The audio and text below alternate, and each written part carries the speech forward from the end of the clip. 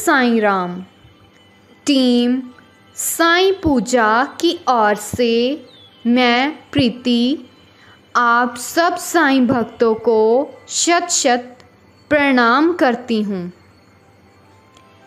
Team Sai पूजा आप सबके लिए लेकर आई है बाबा की लघु कथाएं, जिसमें आज हम सब भक्त मिलकर श्रवण करेंगे पंचम अध्याय बाबा का नित्य कार्यक्रम, जिसमें हम पढ़ेंगे कि बाबा का दिनचर्या कैसा था, उनका रहन सहन कैसा था और वे दिन भर क्या क्या कार्य किया करते थे।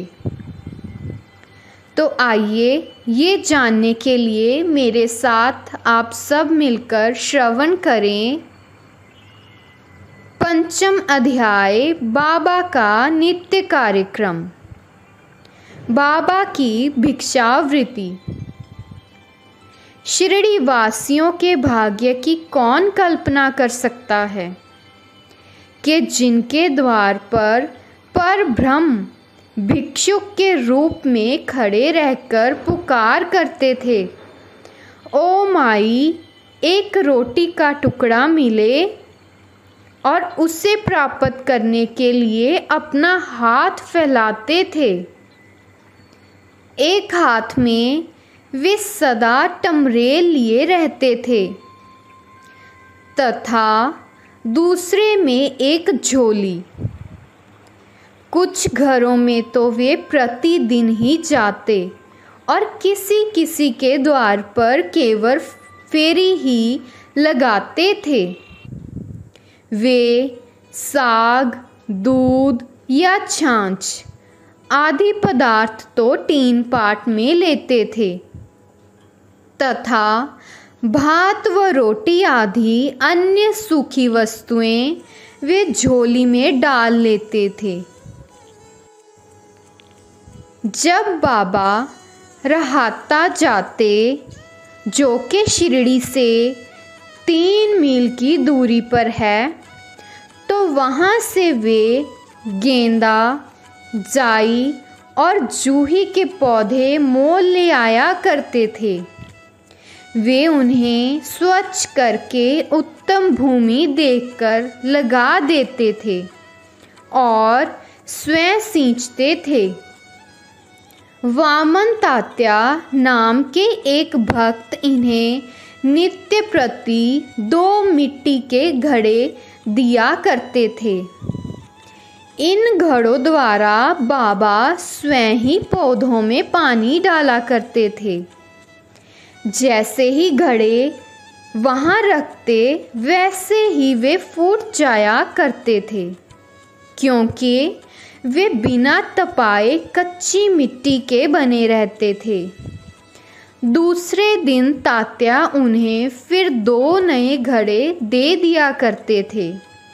यह कार्यक्रम 3 वर्षों तक चला और श्री साईं बाबा के कठोर परिश्रम तथा प्रयत्न से वहाँ फूलों की एक सुंदर फुलवारी बन गई।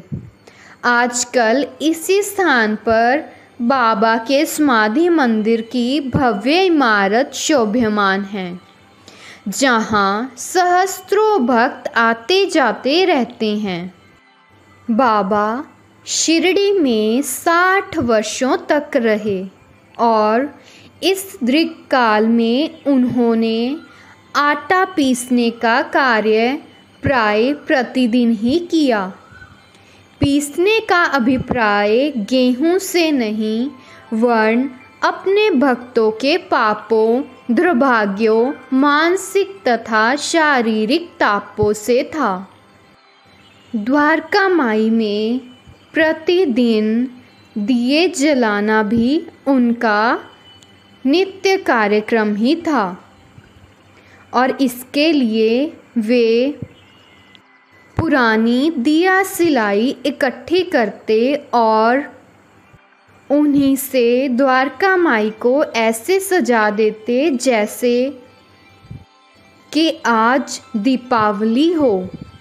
बाबा सदैव धूनी भी प्रज्वलित रखते थे और घंटों घंटों वे समाधि में लीन रहते थे और कभी कभी वे अपने भक्तों से बहुत देर तक वार्तालाप भी किया करते थे और इस प्रकार वे अपना दिनचर्या व्यतीत करते थे, अर्थात अपना दिन व्यतीत करते थे। ओम साईं राम। कृपया बताइए आपको पंचम अध्याय बाबा का नित्य कार्यक्रम कैसा लगा। कृपया साईं पूजा चैनल से ऐसे ही जुड़े रहें। कल हम आप सब साईं भक्तों के लिए लेकर आएंगे षष्ठ अध्याय बाबा का विचित्र बिस्तर। ओम साईं राम। जय साईं राम।